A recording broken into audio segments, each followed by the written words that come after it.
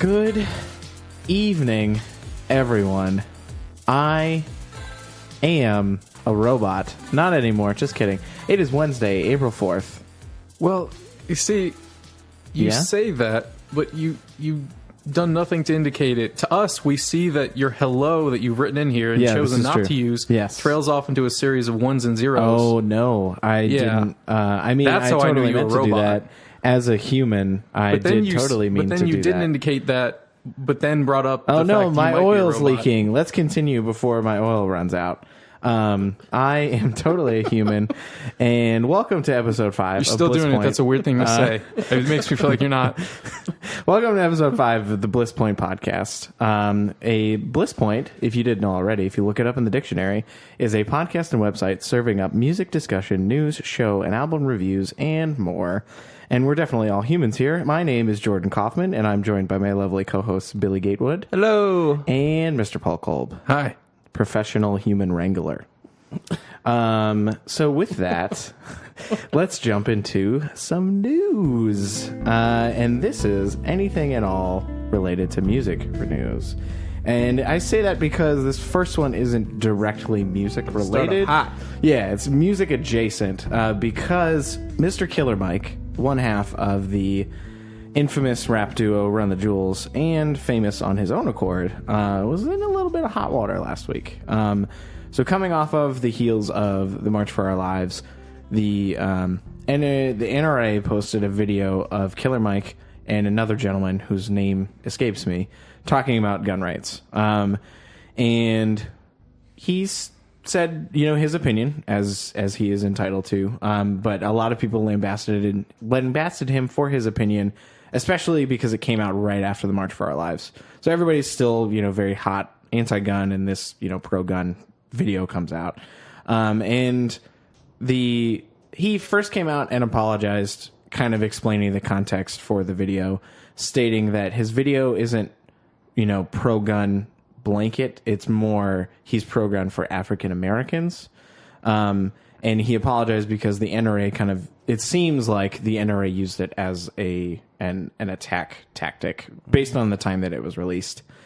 And LP, his buddy in Run the Jewels, came out and defended him, saying he's my brother. I will never not work with him, even though we disagree. So it was kind of cool, at least for me, to see that these two guys can put out some awesome music while also disagreeing on a lot of different fronts and be completely different people. And then Killer Mike came out again and apologized and posted some videos talking about his point of view and what happened and everything. So definitely go check those out. We can link those on the site for anyone that wants to look up those. The NRA interview is pretty long, actually, and there's a bunch of people on the internet dissecting everything that went down. So anywho, now with the drama out of the way, new Gorillaz album. Anybody excited? Maybe, possibly. Yeah, I'm thoroughly lukewarm on it.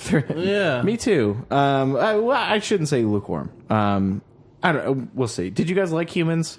So Humans came out last year. It was their most recent. Yeah, So I mean, I wasn't a huge fan of it. Sure, but also I was never really huge into them. Really?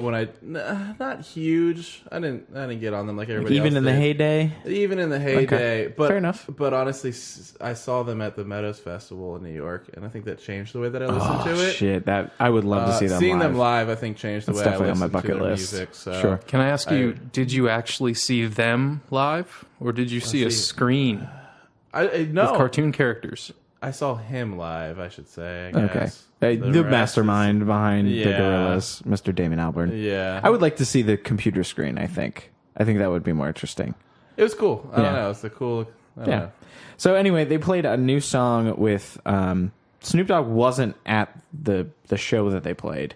He was just on the track. They played his vocals or whatever. It was a new song, and then Damon Albarn hinted at a new album coming out soon. So maybe sooner rather than later. Who knows? Based on the things that I know about the music industry, we'll probably won't see it for like 3-4 years. So True. It's never a bad thing to get a new Gorillaz album. very Even if true. it's not the strongest, it's always good. yeah, and Humans I thought it wasn't amazing, but there was a lot of good standout tracks, and I kind of from them at this point in their career, almost would more appreciate a compilation of like good stuff than them trying to do conceptual shit again. Just because I don't care all that much. Like, just give me some like cool tracks with like whoever's hottest in hip hop right now, you know. So, anywho, Mr. Ryan Adams, Billy, big Love fan, him. big fan. I think he posted a teaser. It was either for this that I'm about to talk about, or maybe it was for new music. But anyway, I wanted to mention this because I thought it was neat. Ryan Adams is playing Exile on Main Street, the classic Rolling Stones album, in full on May 5th in Nolans. Really butchered that, huh? You went for it. Nice Yeah, try. yeah, I really tried. I'm not even going to try lacked a again. little commitment at the end there. Yeah, I'm just going to go with it. His band that night is to feature all-star musicians too. It doesn't say who's going to be there or what's going to happen. It should be so good though. Yeah, I'm super jealous. I kind of wish he was so good. touring with it or doing more dates outside of New Orleans. Yeah, it's neat. It's cool. Temperature in the room on Miss Cardi B. In what capacity? Let's music first. Stripping will be last. Yeah. Yeah. It's a no for me on the music. No, it's no okay. for me. Okay. Well, actually, you know what? That really trappy, that first thing she came on the scene with. Bartier Cardi, maybe. No, not that. One of the other ones. The that one sounds that very was similar. she used the beat from. What was it? Yellow something. Oh, yes, I know what you're talking about. Can't get that out of my head. Yes, Really, that's a good song. Like That's a clever little hook. But That's a very good song. Yeah. She's like she does the aggressive Nicki Minaj thing very well, and she has some good verses. But besides the point, she's set to be the first Tonight Show co-host in the show's history. Tonight Show being Jimmy Fallon. Yes, Jimmy Fallon. She's gonna be. It's April 9th. So she's doing a performance that night, and then she's also going to ask questions of the guests and everything. So it could be cool seeing her with the Roots and seeing some fun interaction because she seems like a cool TV personality. So she's hilarious. Yes. Have you ever listened to an interview with her? She's ridiculous. I love it. She says the funniest shit, and Yes. she says it in that Puerto Rican accent. It's top She's notch. the best. I don't know anything about this chick. So Really? I have no comment. Jesus Christ, Yeah, Billy, you've been living under a rock? I've been so disconnected God with pop damn. culture that God damn, Billy. I don't know. She came from this thing called Love and Hip Hop. It was a Is that a TV show? Yes. Okay. Yeah. She was she was on the TV show, and then she at some point started doing music, or maybe she's always done music, and got huge last year. And then this year, her new album comes out this Friday, or her debut album. Oh, really? Yeah. I mean, I've definitely heard the name. Yeah. It just she's featured on that that really big Help Me Out Man. Oh no. It's like one of the top pop hits right now I probably wouldn't know it anyway. with Polynesian Prince. Fitness with Bruno Mars. Yeah, she's got on a verse Finesse. on it. Oh, really? Yeah. Or Finesse. Sorry. Fitness. Fitness. Girl, She's you very like fit. Hey, yo, girl, you like fitness? Yeah. Okay, Anyway. I know who you're talking about. Yeah. Quick bit of news. Now let's jump into what we've been listening to. So that kind of encapsulates everything under the sun that we've been listening to, including shows, singles, and albums. So first, we're going to start off with some shows. Billy, let's talk about Glenn first, since you wanna we talk all about three of us went to Glenn? Glenn. Dude, we all went to Glenn. Wait, you remember, right? I think so. He completely forgot. blacked out? I want to know. Was it a Swell Season concert? What? I wish. What were we doing there? Partially. I wish. Yeah. Paul and I have talked about it a little bit. Oh, man. I want to know what you thought first. Not bad. Not I loved bad. it. Okay. Set list could have been better. Song selection could have been a little better. But I don't know. I really liked the vibe. It was the first time for us to see him in an environment like that. I've seen him at The stage setting was gorgeous. yeah, And perfect. and massive. Yes. I mean, it was at the Anthem, and so we went in expecting to sit. Yeah. We walk in and find out that that's not going to happen because they cleaned all the chairs out and it's going to be a standing show. It would have made way more sense as a sitting show. But he was playing an electric guitar. I was so happy that it wasn't seated after experiencing it because I felt like there was so much more energy in the building because of everybody standing up. People were into it. Yeah, that's fair. Where sitting, I don't think we would have had the same amount of... I wouldn't have had the same amount of joy watching it. Right. Well, that's true for me because there was a really tall gentleman who was kind of hardcore dancing. Oh. During the show? Yikes. Yeah, the music didn't warrant it. If you're unfamiliar, this is like folk music, but he was going for it. Right. Really. I guess. That's weird. I don't. Anyway. I mean, I would have liked to have heard a lot more older stuff. I mean, obviously, he's touring the new album. He's touring under his solo name. So he played a lot of solo stuff. He only played, One Frame song? Yeah, he played Fitzcarraldo, which was really, really cool. I'm glad we got to see that. Yeah, but he usually plays at least a few songs from the Frames. Yeah, and if you're going to drag it sounds really stupid to say this, but the first time we saw him, in Lincoln Theater, and it was incredible. And he played for 3 hours. Yeah. So I was totally geared up and ready for a 3-hour set. All the hits, literally everything that he's ever played, and a bunch of other stuff too. Right. And he only plays for 2 hours. Only 2 hours. It was 3, wasn't it? Was it? With the encore, it was 3. It was 3 with that was the thing. Okay. Is he came out on stage. He was apologetic because clearly the band has been touring a while. Okay. They're all exhausted. It felt a lot shorter. It did feel shorter. I think to me, it's because they lacked a lot of energy. Well, it's funny though because I've never seen him live. So to me, all I saw was a consummate professional, really pouring a lot into it. Yeah, yes. Which he does every time. I mean, he's like you said, the only word is professional. Like the dude is a machine, and came out and sounded amazing. Like none of them sounded off key or anything like that. But you could definitely tell they were tired, at least for me. And so, I mean, I've seen Glenn probably about 15 times. I've seen him solo with the Swell Season and with the Frames. And as far as like ranking goes, that Lincoln show was obviously top. That Lincoln show was so good. Yeah, the environment really was just incredible. This song selection was amazing.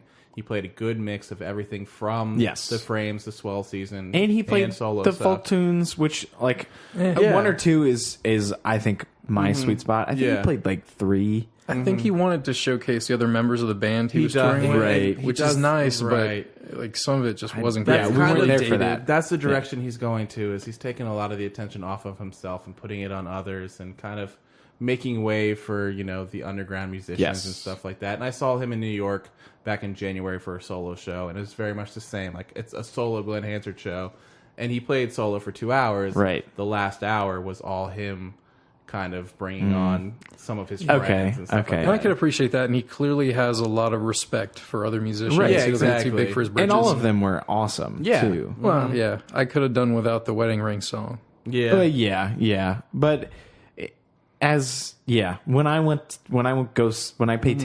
pay for tickets to see Glenn. Yeah. I just want to see Glenn. Yeah. So right. But hey, if he's trying something new, I can't knock him for that. It was still a really good show. Yeah. I mean, it was by all accounts. and he's amazing. Shortly after that, So jealous. 3 or 4 days after that, So jealous. you should be, because I went to go see Turnover at the 930 Club, and I saw them with my wife and a good friend of ours, and Mannequin Pussy and Somersault opened for them. Not familiar with Somersault. I didn't go for them. Rather, I was not at the venue when they were playing, so I'm not entirely sure how they fit the bill. Okay. Mannequin Pussy was probably the weirdest opening pairing I've ever seen in my life. Yeah. Like, we show up and we caught the last 3 or 4 songs from Mannequin Pussy, and not bad, and not something that I would normally listen to, but they start with this like kind of weird slow song, so I was like, okay, I can kind of see this. The next 3 songs is like balls to the wall, like punk, like this girl screaming into the microphone, and I'm like, what fucking show did I come to? Like, it was insane. But That's what punk is a woman screaming into a microphone. Yeah. So they were fine. And then Turnover came on. they had way more energy than they did at Rock and Roll Hotel. Really? Which is saying a lot for them because they're super chill. But they could totally feel the vibe of the room. Yeah. And honestly, this is the third time in like a month that I've heard from the band that's playing on stage that this is their favorite show on the tour. Really? Yeah. Like, I think Knucklepuck said it. Yeah, Knucklepuck said it. And Free Throw definitely said it. And they came out and they were like, this is our favorite show on the tour. Like, people were losing their minds for their older stuff. If you're not familiar, they're kind of like a dream pop, like emo outfit. That fits very much into the weird, like, emo, even like hardcore fan base. Yeah, it's just like that. It's really weird. I saw people from the Knucklepuck show at the Turnover show. They have the same fan following. Yeah, but they just have so different. For their older stuff, their album Peripheral Vision came out a couple of years ago. People lost their goddamn minds. That's so good. Saw more crowd surfing at that show than I did at Knucklepuck. Right, it was insane. Oh, it was absolutely nuts. I saw some of the videos you guys took, and I was like. During, I don't know if it was Dizzy or whatever, but like, it was somebody going up every second. Yes, it was a little too much. Especially considering it was kind of the weakest like I've seen someone crowd surf. But anyway, show was really good. They sounded really good. Definitely go check them out. I would go see them again for sure after that little interlude. So yeah. Let's jump into the singles. So these are the best, worst, good, noteworthy, mediocre, important, inconsequential, sometimes album-related singles of the week. And the first one on this list is a band called Boy Pablo, Losing You. If you didn't know, Boy Pablo got kind of pretty big either early this year or last year. The YouTube algorithm kind of put them at the top of like suggested, like you should check this out next. Even in unrelated music videos, because I've seen it a bunch on stuff that didn't sound anything like Boy Pablo. But this song's great. I really, really liked it a lot. What'd you guys think? I enjoyed it too. I thought it was pretty good. It's a pretty solid pop tune. Exactly. It's kind of that solid dream pop, Kid breezy. It's got great production on it too. Yeah, I like the production a lot. I thought it was pretty solid for. I was thinking it was going to be some lo-fi indie band, but it's got a really solid production behind it.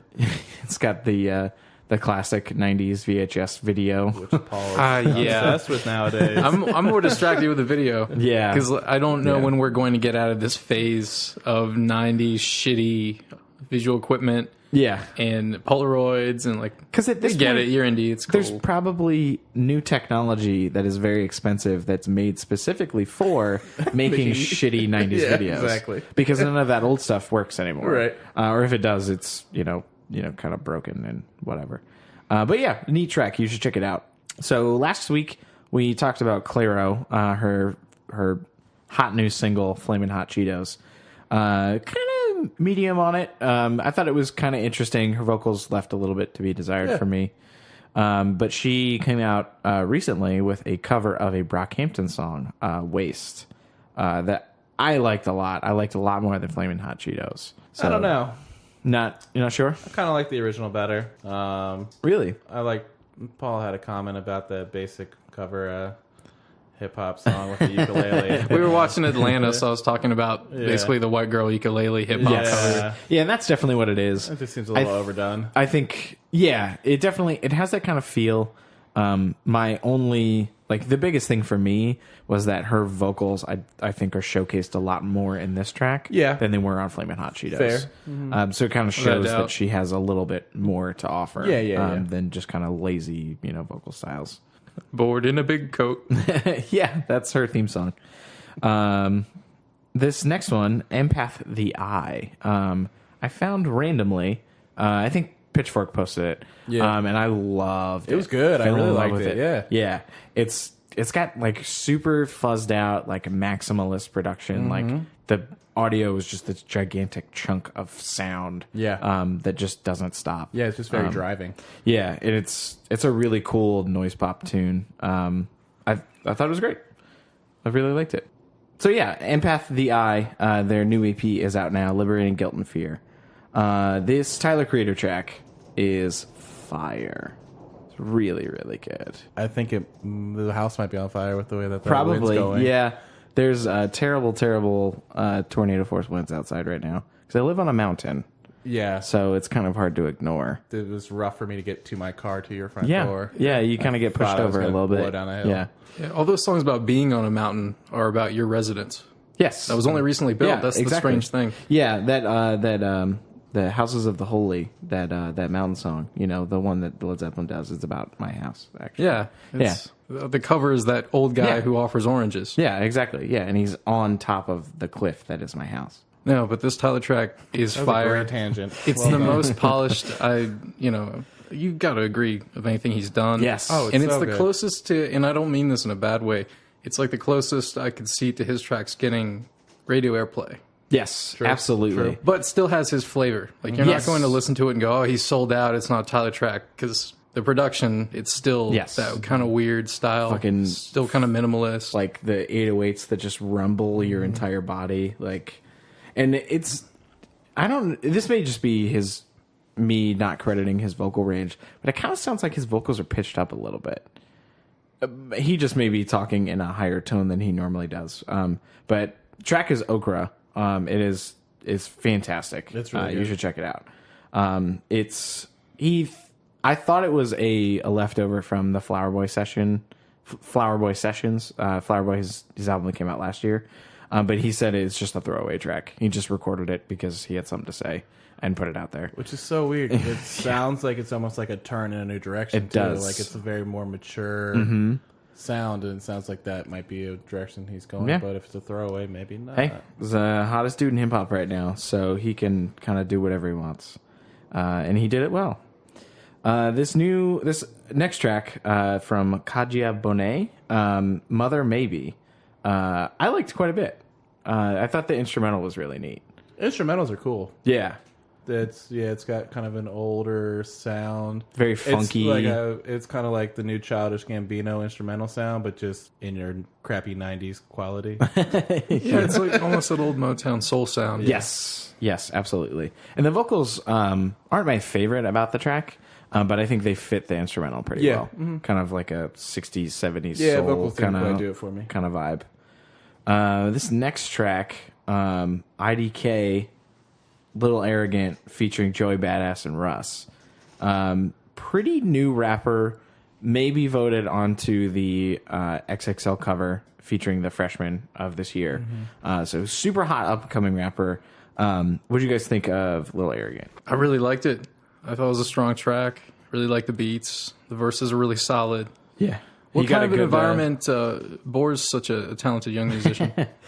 He had a nice little PG County reference because he is from PG County, Maryland.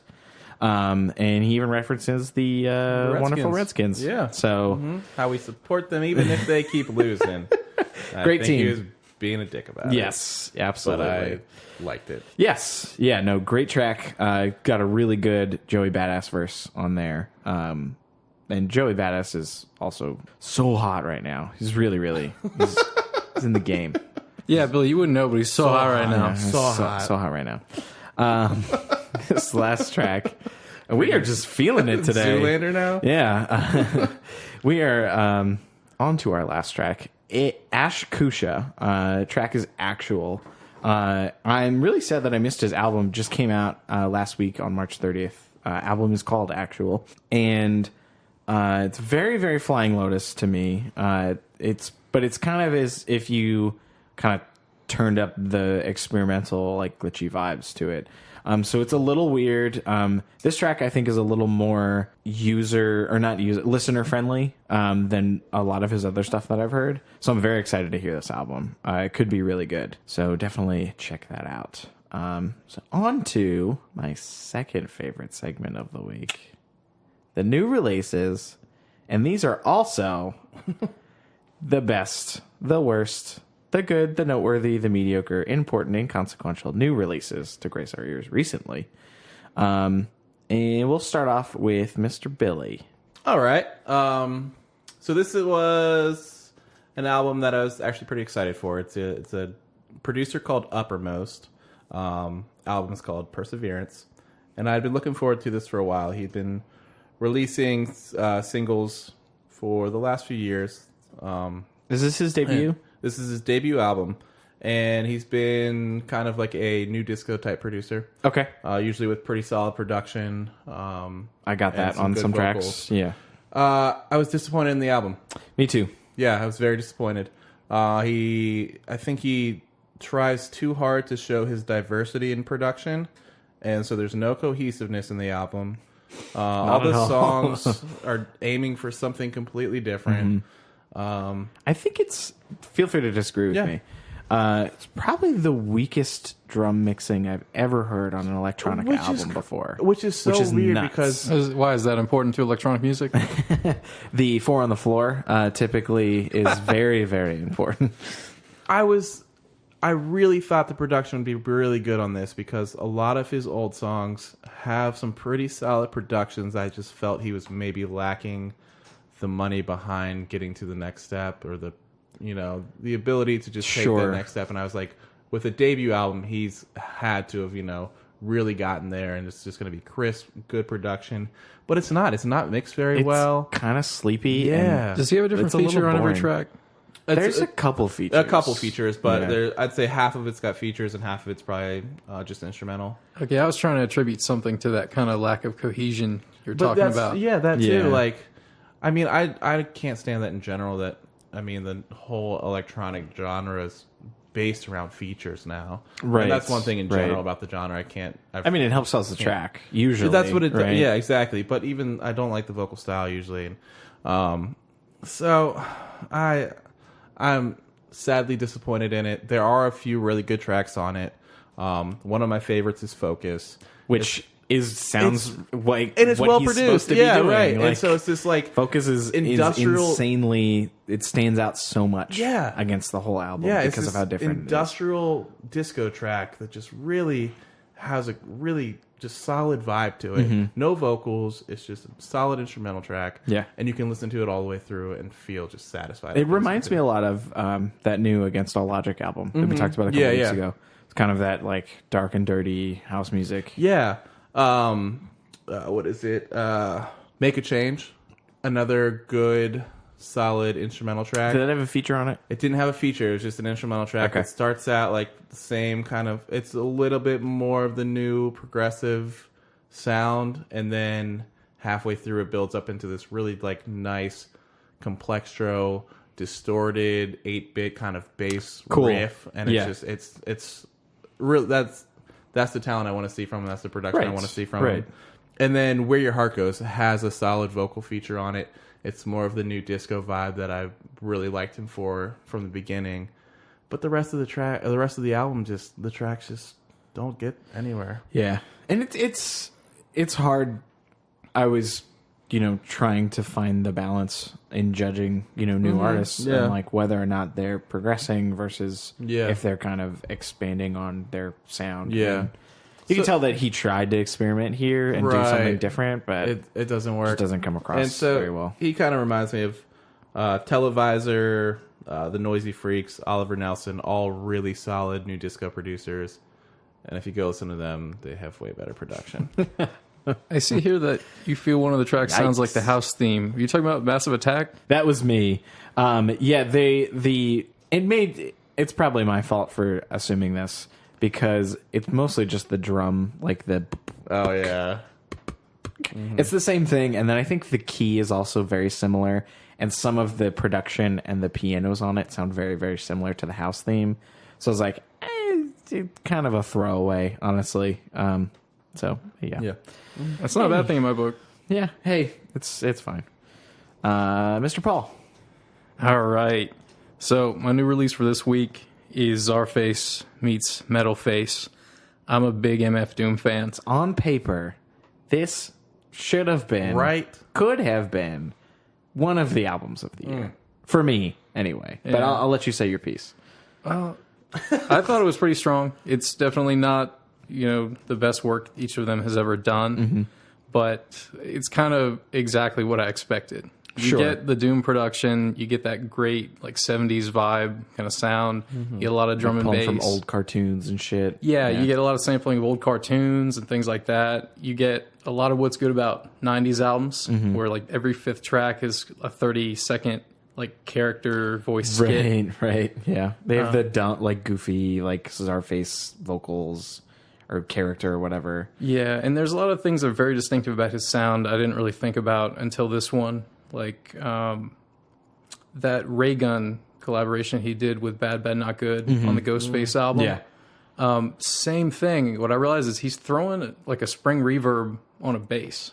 Which I don't know if that used to be a common thing before they had digital. I'm glad that you said that because I wrote the same thing on here. It's really distinctive. It stands out. Yes. And as if to say, I'm not sure if you thought that was spring reverb. At one point, he just takes the bass signal out, so all you hear is the springs going. It's such a like specific thing to think about. But I'm more curious to see kind of what fell short for you. Yeah, to me, this whole album feels just like a Czarface album.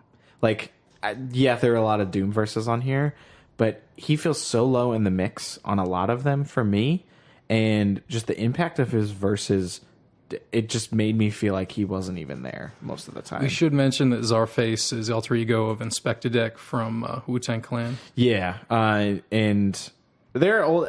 I've never been a huge fan of them. They do this production style very well. I wish there was more interesting beats. Like the ones that you point out here are really, really good. And there's I like Stun Gun a lot because it was very different for both of them. So especially within the context of the album, it just stands out a lot for me. Yeah. But I don't know. I wasn't really feeling it all that much. The more I listen to it, I like it more, but I'm still not. Yes, I mean, talking about the beats, I was trying to figure out where I stood on the production and on the beats. Like, going through a track, I was bouncing back and forth between whether I was into it or not into it. Mm-hmm. It may have been how each verse fitted, and maybe that's why, but it just felt a little lackluster. I wanted to, because it's got that really good old hip-hop sound to it, and I wanted to really, really like it, but then I just couldn't get there. I don't know. Yeah, I think you kind of hit the nail on the head for me is that a lot of times one or the other or all three just feel out of place. Yeah, like the beats or the verses. Yeah. Like one just doesn't fit just right. And I know that's very abstract and kind of nonsensical, but no, I think that describes why I didn't like the album. Well, it's like I know you had said something about one of your dream collaborations is Bad Bad Not Good and MF Doom. Yeah. I always think about I'd love to see him do a project like a Captain Murphy. Yes. But then again, would it work out? Or is it one of those, it's better just to let those guys produce their own sound and then put verses over it? Right. But who can you say if not MF Doom in terms of people who've proven to be a good feature on other people's tracks? Absolutely. Right. Absolutely. And I think that's what I left off this album with is that I like him on the occasional feature, especially if he's going to bring it. But I think I just like him by himself on most things. Because that way he can kind of drive the album and set the tone and kind of choose the way he wants everything to be and kind of mastermind the whole thing. And I think he's better at that than he is on a full collaborative album. So, but yeah, it's still good. It's still worth checking out for sure. Favorite tracks? Do I have to? No, you don't have to if you don't want to. No, I'm just kidding. So Metal with Metal is good. Captain Crunch I really liked. And then Bomb Throne. And by the way, you might be able to help me out with this. I'm so certain that he sampled the same thing that the Roots sampled on the next movement. But it's almost like they clipped it so that the pitch is going a different order. I could be completely off base. Okay. So somebody let me know. I would like to look into that now. I obviously related artists, Czarface and MF Doom separately. Did you have any other ones? I forgot to look. I didn't write this. I know I wrote them. But it is oddly enough like both of those artists. It is, yeah. It's weird. It's weird how that works. Anything else I list off is just going to be more affiliates of MF Doom. That's true. That is very true. So we'll just leave it. Do you like the one best track on every Gorillaz album?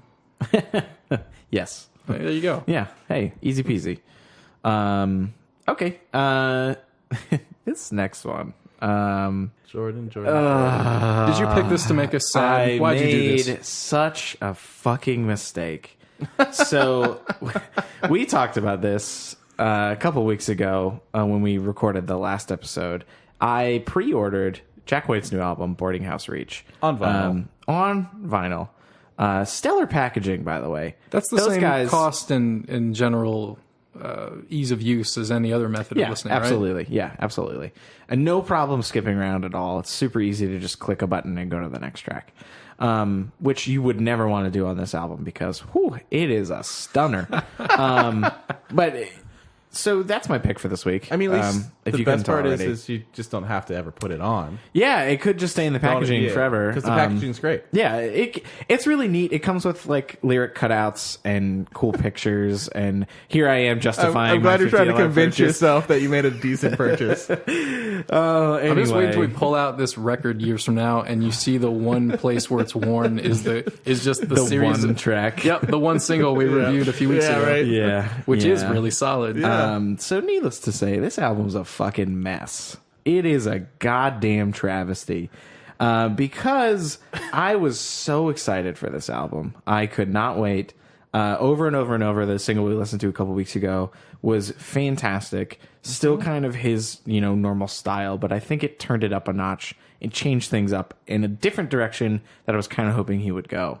And he went in a direction, but not one that I would like to follow. This is the new rock direction he's talking about, right? Yeah. The one that we touched on a few weeks ago? Yeah. So he commented saying that, rock needs an evolution, blah, blah, blah. I didn't know he would be the harbinger of that evolution because it kind of feels like he's still feeling things out.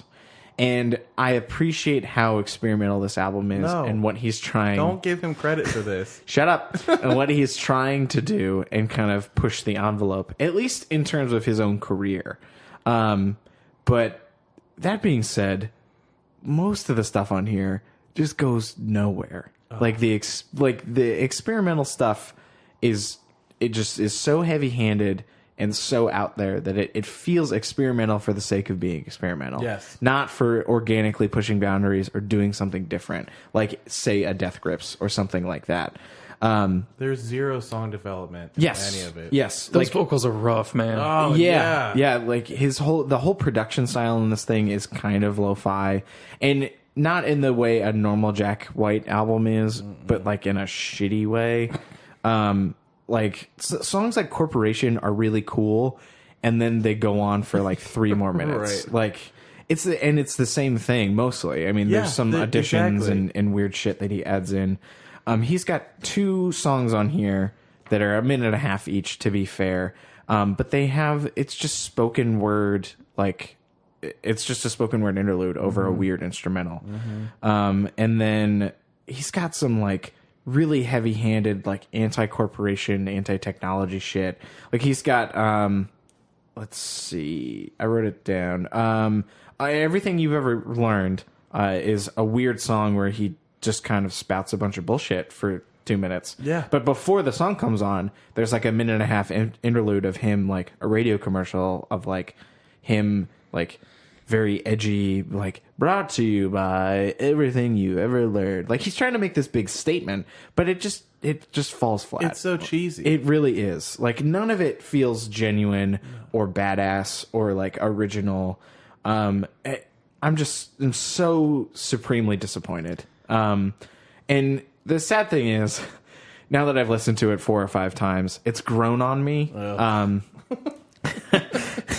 I think it's mainly because I'm just trying to justify my purchase some more. Jack White doesn't work like pop music. Yeah, right. You're not going to convince yourself over time. Yeah, so we'll see where I'm at in 6 months. But favorite tracks on here, over and over and over, obviously. The opener, Connected by Love, is really, really good. And Ice Station Zero, which is really, really weird for him. He actually kind of raps on it, which is neat. Related artists, The Dead Weather... Neat. That's what Jack White wants to hear. That's gonna be on his album, the album of the year edition. It just says neat. His kind of rapping is neat. Yeah. Related artists, Dead Weather, which he's a part of, but it's weird experimental rock, but better. Black Lips, and stuff like VOCs or like Tysical or Seagull. Very garage rock, psych focused. So. Let's get into the shit that we cared about. So these are our albums of the week. This is the cream of the crop. Rises to the top. This is the good shit. So Billy, let's start with how you feel about your album of the week. So my album is a metalcore band called Bless the Fall. Album's called Hard Feelings. And I was preparing myself to be disappointed in this album. And turns out I love it. And I was actually blown away by it. First thing that caught me with the album was the production, obviously. Mm-hmm. The production on this album is probably one of the best that I've heard. Glistening. It's for metal, it's for metal being so complex and so intricate. You often find it's hard to EQ and balance that stuff into a good sounding production. And I feel like with this album, they just nailed it. It's immaculate. The production on this, the drums, the guitar work, even the bass, like everything just fits. You hear everything so crisp.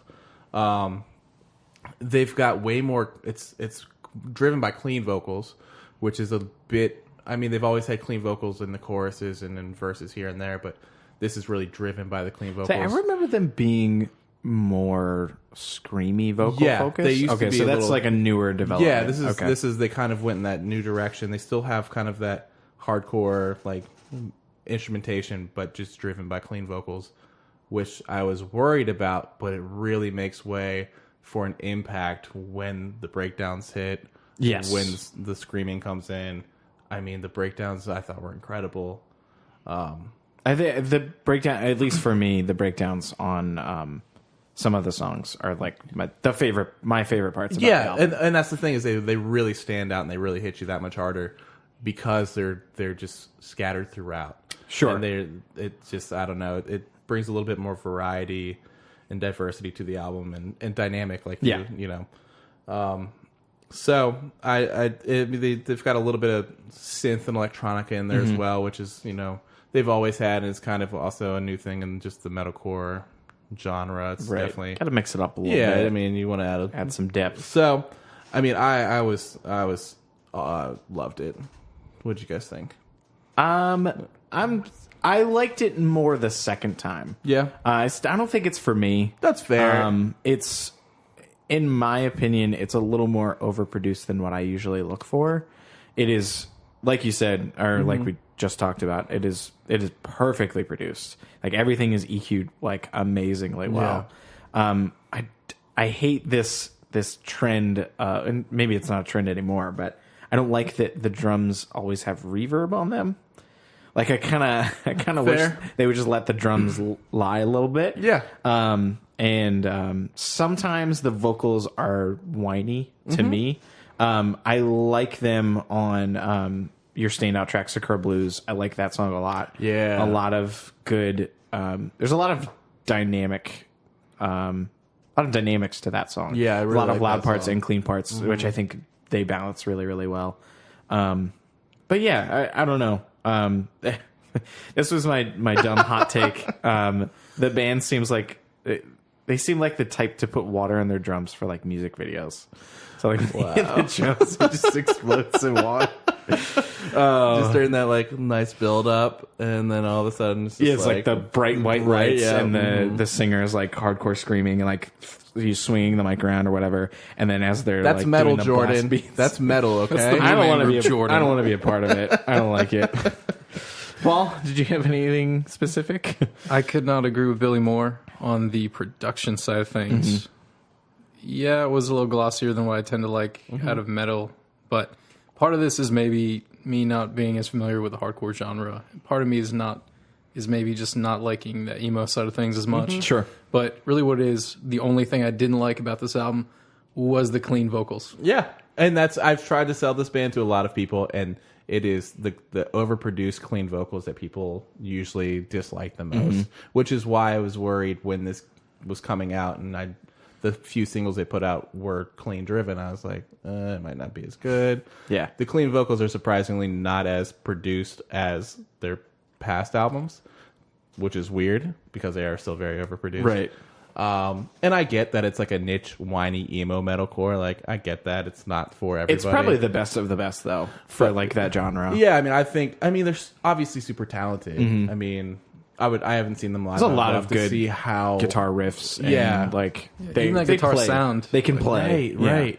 So, yeah, I don't know. Some of my favorite tracks, the opening track, Wishful Thinking, the guitar riff for that, the opening riff, just love it.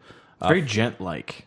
Yeah. I kind of like that. It kind of reminds me of Periphery a little bit. Yeah. The second track, Find Yourself, has a cool little synthy electronica feel to it, and also has some really good heavy parts. And like we were saying, Sakura Blues just has like a really good dynamic. Sakura Blues is great. Yeah. Like, actually, I really like that song a lot. And just an age check for you. I was into these guys when I was in 8th grade. They've been around forever. Yeah. And they have not changed. Yeah. Like, they are still doing their thing very well. Yeah. So props to them. Yeah, I mean, this is their, 5th or 6th album? Yeah, I think so. Well, I was just looking through the Google Play history or whatever. So, yeah, there's a lot of material out there. Yeah, so they kind of sound like Devil Wears Prada, Our Last Night. I don't know if they sound like anything else to you. I wrote down Inner Shikari, particularly because of the synths. Yeah. I tend to lean more towards Inner Shikari because I just grew up with them. Yeah. And some of the poppier stuff kind of remind me a little bit of older 30 Seconds to Mars. Very like soaring vocals and still have some synths and stuff. Maybe not as much, especially the Devil Wears Prada. I think is a good comparison. Until you get to the last track and it randomly sounds like All Time Low, and I'm like, I don't know what happened here. Yeah, that's weird. They had to throw that in for the radio play. Yeah, exactly. No.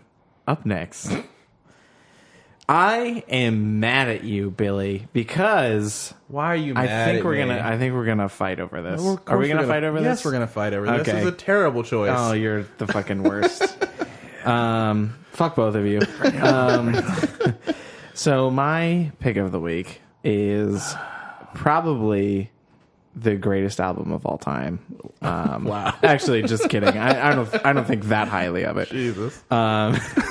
It's Golden Hour by Kacey Musgraves. This is some like perfectly executed bubblegum sweet pop music. It's an exceedingly pleasant pick, Jordan. Yes, it is. I don't like these passive-aggressive barbs you're throwing at me. Whoa, where's he getting that? The production is incredible. Her vocals throughout this album are amazing. Like, absolutely flawless. I love how she does a lot of diverse things on this album. Really? She's... Sorry. Fuck both of you. I'm going to mute both of you, and I'm going to talk about this because people need to know. She does a lot Don't you hurt your only friend in the room, buddy. She does a lot of different pop styles between songs on this album, and I just loved the entire thing. The slower tracks kind of drag a little bit for me, particularly the ballads. I did really like the track Mother. It's about like a minute and a half. It's pretty short. It's really, really heartfelt. But just everything else is just immaculate. I love it. And I can't wait to shamelessly play it all summer long and have people stare at me because all of you hate it, apparently.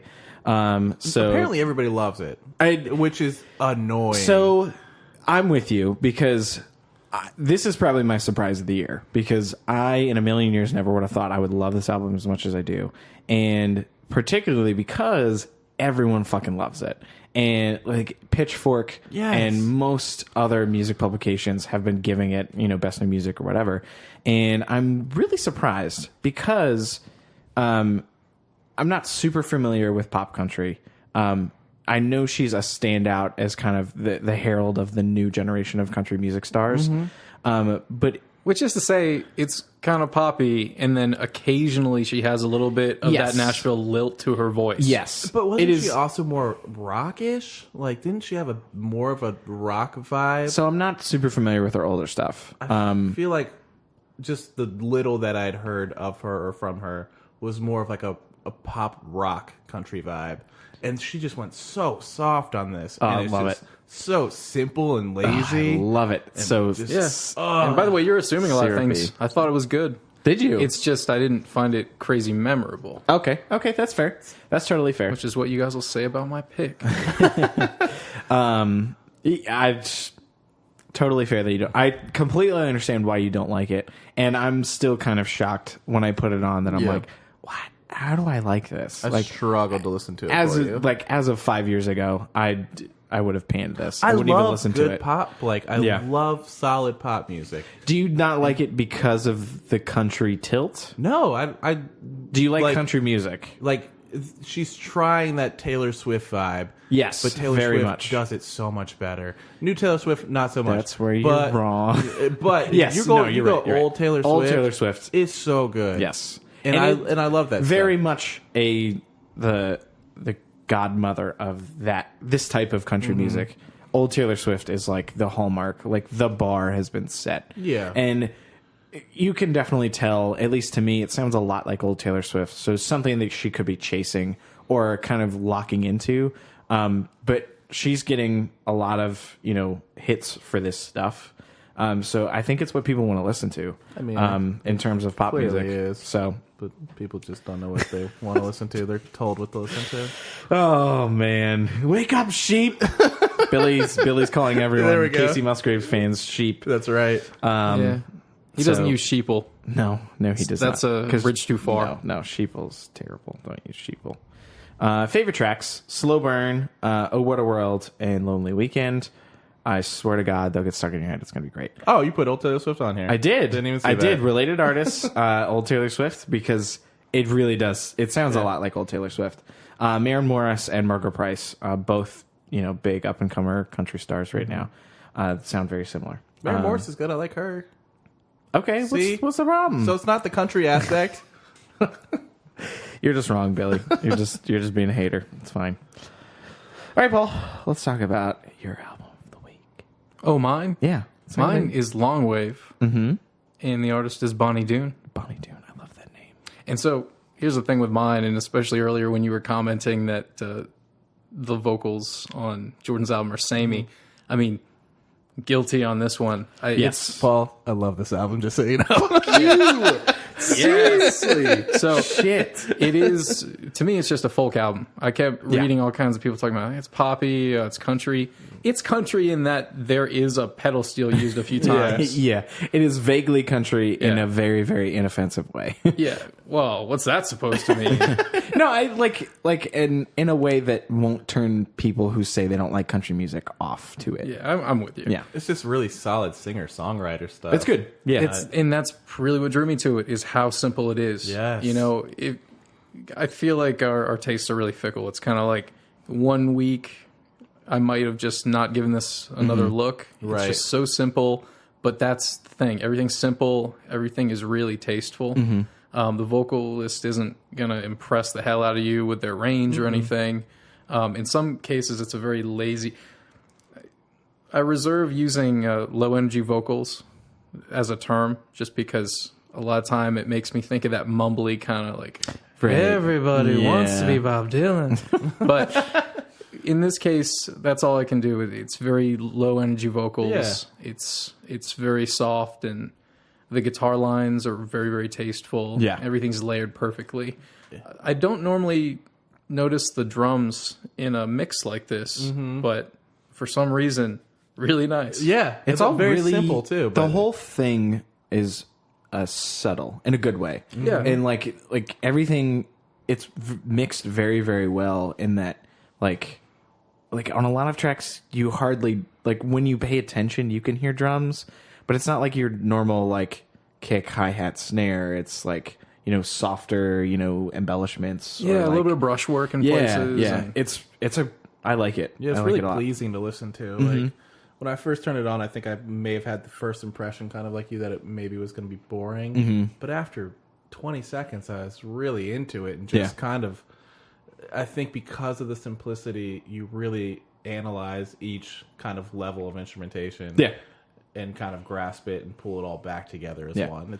It kind of affords because there's not a lot going on. It affords the ability to appreciate the simpler, like you said, the pedal steel just call outs, like not even like lines. It's like just a quick like pang and it fades in and then fades out. Yeah, right. That's why I can't even really call it a country album. Yeah, I'm with you. I liked it. I liked it quite a bit. But yeah, if you like acoustic folk music, really good. The 3 tracks I'd recommend, if nothing else, I Am Here, parentheses, I Am Alive, in parentheses. That was my favorite. That was so good. Yes. You have to say it that way. And Longwave, definitely liked. Mm-hmm. And my third pick was Saved. I thought those were the 3 strongest. Similar artists, Real Estate, Saint Seneca, and Whitney. And Saint Seneca I'm not super familiar with, but I looked them up today. And Wait, it's not one word? It's kind of got that vibe. Yeah. Or maybe it is Saint Seneca. I don't know. Hey, I just read off a paper. None of that was even my opinion. Hey. But yeah. Yeah, good stuff. Cool. Good shit. Great fights this week, gentlemen. Yeah, that was fun. I like disagreeing with you. It was really good. Even though you're wrong, completely wrong. If you're curious about the singles and albums we talked about today, we're going to put up a playlist on the website. That is bliss.haus, bliss.house. Containing all the singles and the best tracks from this week's albums. Check us out on Spotify as well. Just look up Bliss Point in your Spotify search bar. Recently, we posted a playlist of our most anticipated albums for April, including some Mr. Underoath. Their freaking new single sucks, dick, so I'm not even excited anymore. Really? Tempered your expectations? Yeah, should I delete the post? I should delete the post. No, it's fine. I'm still looking forward to it. I guess. Whatever. Thanks everybody for listening. Like, share, subscribe. Please smash that like button. Check us out on iTunes and leave a review, but only good reviews. Check us out on Facebook and Twitter at BlissPointPod. Check us out on YouTube. I would say it if it was convenient to say, but it's not. So just search Bliss Point on YouTube. Should find us. And also check us out on Stitcher or your favorite podcast app. And lastly, visit the website bliss.haus, bliss.house for more content, playlists, podcasts, and whatnot. Thanks. Bye. Wrong. Why?